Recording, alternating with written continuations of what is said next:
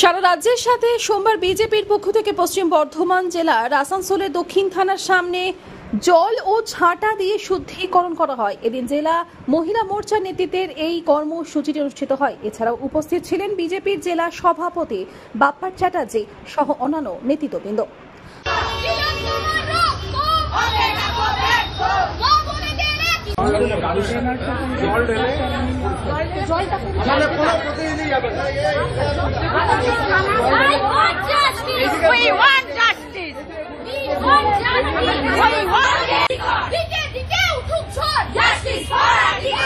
আজকে হিন্দি में जाए আজকে ভারতীয় জনতা মহিলা মোর্চার পক্ষ থেকে থানা শুদ্ধিকরণ অভিযান চলছে এবং থানা শুদ্ধিকরণ এই কারণ কি আমরা জানি যে পশ্চিমবাংলা জুড়ে পুলিশ মন্ত্রী হচ্ছেন এখানকার মাননীয় মুখ্যমন্ত্রী মমতা ব্যানার্জি এবং এই মমতা ব্যানার্জির নেতৃত্বে প্রচণ্ডভাবে মহিলারা নির্যাতিতা নিগ্রহিতা এবং আমরা যেটা লেটেস্ট দেখলাম রানীগঞ্জেও একই রকমভাবে কমপ্লেন দায়ের করা হয়েছে। একজন ছাত্রী তাকে একজন প্রাক্তন যে ছাত্র আছে সে শ্লীলতাহানি করেছে। অর্থাৎ রাজ্য জুড়ে তৃণমূল যেখানে ধর্ষণ সেখানে লুট সেখানে যাহা চলছে সেই লড়াইকে ভারতীয় জনতা মহিলা মোর্চা এগিয়ে নিয়ে যাচ্ছে এবং আগামী দিন শুধু ঝাঁটা ধরে নয় দরকার পড়লে পরে খড়গ ধরে মহিলা মোর্চা নেতৃত্ব এখানে লড়াই দেবে এবং বিচারের দাবিতে মমতা ব্যানার্জি পদত্যাগের দাবিতে রাস্তায় নামবে।